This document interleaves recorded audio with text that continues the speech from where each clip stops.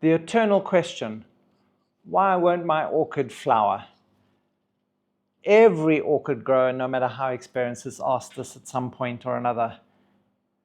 We've done everything right. Everything appears to be going well. We've got lots of beautiful, healthy leaf growth. We've got all this amazing, strong root growth. But why is it not flowering? Why is it not pushing up those beautiful flower spikes? And all we're getting is an amazing looking green plant. I thought I was doing everything right. What is going wrong?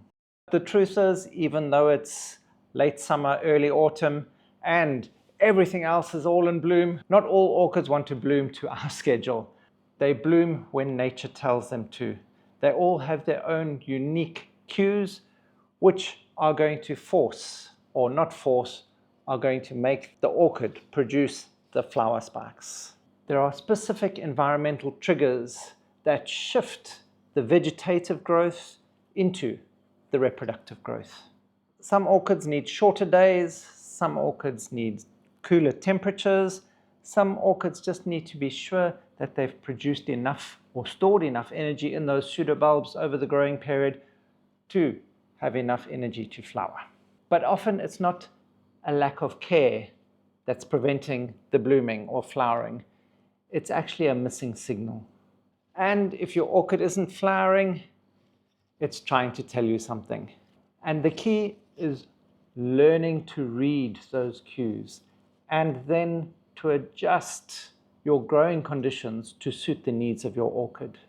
And once you do, those long-awaited flowering spikes will start to appear. It's not about forcing flowering. It's about providing the orchid with the right conditions so that the flowers can appear themselves. And welcome to the Nature Company. This time of year is always a magnificent time of year for orchids. We get a vast array of different orchids flowering at this time, from late summer to early autumn. And the environmental conditions are just right to help allow a lot of these orchids to move from their vegetative growth phase into their reproductive growth phase, or the flowering.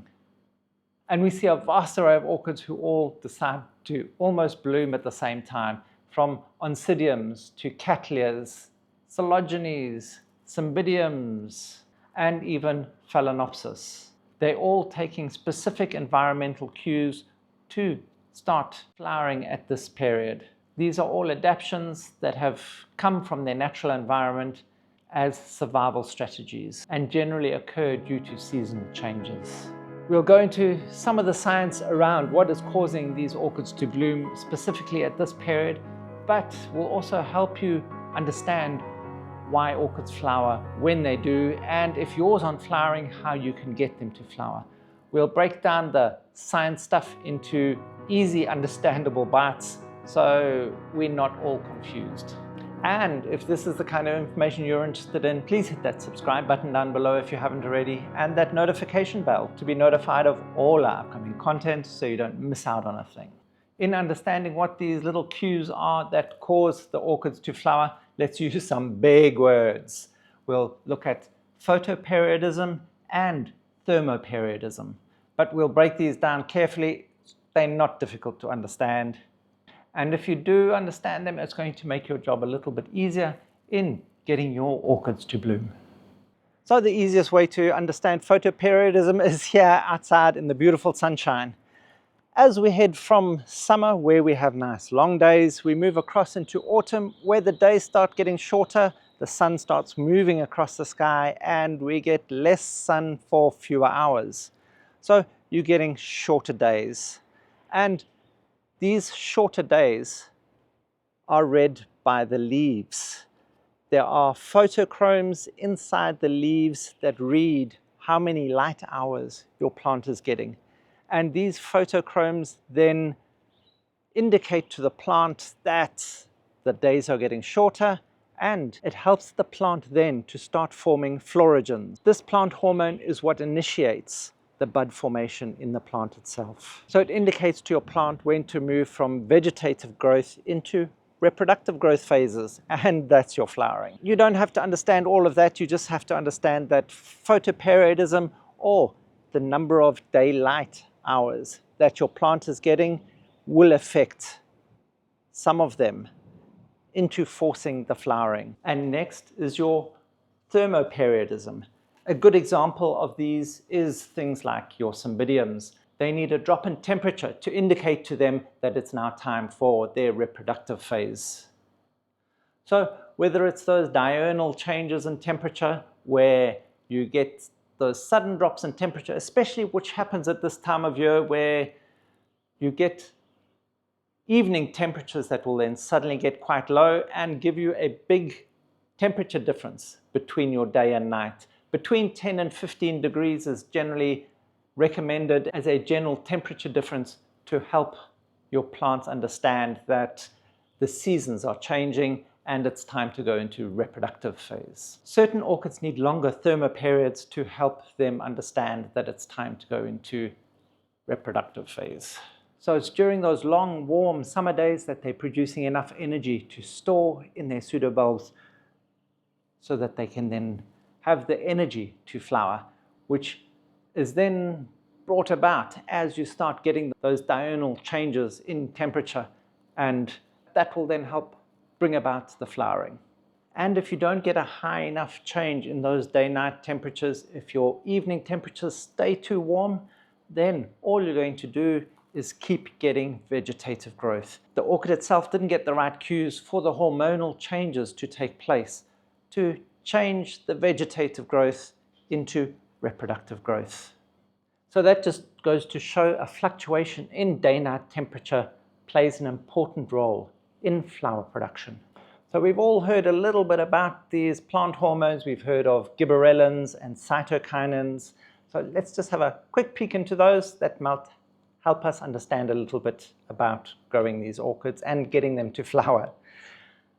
Gibberellins are for vegetative growth and for elongation of growth. So they can, if in high enough quantities in your plant, stop or delay flowering itself. If you are feeding with a plant food that's high in gibberellins, if you're trying to get your seedling plant to grow quickly, understand when you're getting them to mature, you want to stop using those extra gibberellins because they will either stop the flowering altogether or delay it. And then what happens naturally is as your daylight hours change, your plant itself then changes its hormone functions as well, and your cytokinins start to take over. This is what then helps produce those florigens that will help mature your plant and change the vegetative growth phase into a reproductive growth phase. That will mean just from having those beautiful leaves into getting those beautiful flowers too. So getting these cytokinins, like I explained earlier, these are all produced in the leaves themselves. So that's where the leaf or the orchid itself is most exposed to either those temperature changes or those changes in lighting conditions.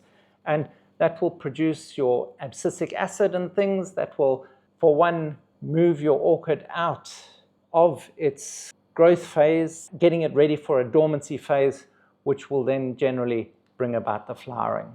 And then, of course, your florigens also produced in your leaves itself, being enticed to do so by cues from the environment like your light availability, the temperatures, and the humidities. And all of these will give the cues to the plant to start producing these hormones so that it can then start flowering. Now let's have a look at the different orchids and their different strategies for blooming, because not all of them come from the same environments, and not all of them use the same triggers to bring about flowering. So if we can understand more about what each type of orchid needs to bring about the flowering, it will help us better to be able to get the results that we want. And the cues that they require are all based on their native habitats. So let's go around and have a look at some of those different ones. Cymbidiums are generally considered sort of cool growing orchids, growing in those highlands in Asia, where they get those big drop in day-night temperatures, especially during this time of year, where your evening temperatures suddenly drop, but your daytime temperatures are still relatively high. And that's what is going to initiate the blooming. The leaves are going to react to those temperature differences and get all the plant hormones going that it needs to change its growth phase. So generally around 10 to 15 degrees Celsius in those day-night temperatures is going to be required. Cattleyas, Laelias, and their hybrids are generally intermediate to warm-growing orchids, and the majority of them react to the number of daylight hours. They are more sensitive to the shortening of the days as we move from summer into autumn, and that's what's going to bring about their flowering. Oncidiums and their hybrids generally need a combination. They need not only almost a drought stress period in combination with temperature fluctuations. This is what is then going to bring about their flowering. It mimics their tropical and subtropical climates. Dendrobiums can be a little bit more variable because of the broad spectrum of different climates that they come from. Dendrobiums, like your Dendrobium nobles, are going to need a drought period along with a fairly extended period of cooler evenings. And this is what is going to bring about their best flowering. And of course, Phalaenopsis, often associated with winter flowering, they can also be in full bloom at this period because indoors often, as our temperatures start to change at this time of year, we do get those temperature drops indoors that will then initiate their flowering. You can get a broad range of orchids all flowering at this time of year. And still, why won't some of the orchids bloom while others will, even though the seasonal changes are providing the perfect conditions for blooming to happen? Although you have the perfect external conditions, you've got to remember, care for your orchid throughout the year is what is going to be important to ensure that you get good blooms. And still, if your orchid fails to flower, there could be several factors involved. For one, you're not giving your orchid enough light. If it's not getting enough light, it's not going to be able to produce enough food for itself to get those big, strong, plump pseudobulbs to give it enough energy to flower. Also, your lighting conditions indoors may not be correct. You may be giving it artificial light, and that is changing its photo period. So it's not getting the reduction in light hours when it comes time that it should be flowering. Another factor could be incorrect feeding. If you're feeding with high nitrogen fertilizers throughout the year, you could land up with a few problems there, as you may land up with purely vegetative growth. As your orchid then thinks, it's got everything in the world it needs, it doesn't need to flower, it doesn't need any reproduction to happen, it can just grow happily, and then it will. It will take the easy route out and just carry on growing without blooming at all. That's always one of the reasons that we suggest in autumn and winter is to reduce or stop feeding altogether. Some people also insist on using high phosphorus fertilizers to help force the blooming, to help push the orchid out of purely a vegetative growth phase and into a reproductive growth phase to produce the flowers. Also, what can be a big problem in some areas, especially in those tropical areas, or if you're growing indoors, is temperature drops. Remember, those temperature drops in the evenings are going to be essential for a lot of orchids to flower, especially things like your cymbidiums, but also even orchids like your Phalaenopsis often need that temperature drop in the evenings for the flowering to be initiated. Also, if you have weak or stressed plants, this can delay your flowering for a season. If your plants succumb to dehydration or disease or pests, perhaps your orchid isn't in a state where it's got enough reserve energy to then be able to bloom, and it will only bloom again once it's regained all its energy and vitality, and then bloom again. And this will also apply to those newly divided or repotted orchids. They may skip a blooming season in order to ensure that they're strong enough to bloom in the following. So the grand floral display that you often get during late summer and early autumn is the reward for all the hard work that you've put into the care of your orchids throughout the year, ensuring they're fed, watered, and cared for, and given the right environment for them to flourish. But that's not to say all orchids are going to be flowering at this point of year, because remember, each species has its own cues that it's working from. In its natural environment, it's only going to go into reproductive phase when there are the right organisms to help with fertilization and things like that. So all of them have their own specific timings with regards to reproductive phases, and in our artificial environments, that's what we try and reproduce to be able to produce these amazing blooms. But remember, if you can't give the orchid the correct cues, the right triggers to initiate the blooming, we're not going to get any blooms at all. So remember, listen out, watch for those cues, and help give your orchid everything it needs to flourish. If any of this information confuses you, or if there's any other orchid knowledge that you may require, please remember to go have a look at that Buy Me a Coffee link down below. There's a lot of free information available there for everyone. Ed posts a lot of content there all the time. And remember, there is some members only gated content, so don't be shy. Sign up, become a member, and grow like a pro. And thank you for watching. If you have found any of this information helpful, please hit that like button down below, hit that subscribe button, and that notification bell, bing bong, to be notified of all our upcoming content so you don't miss out on a thing. Help us grow as we help your orchids grow.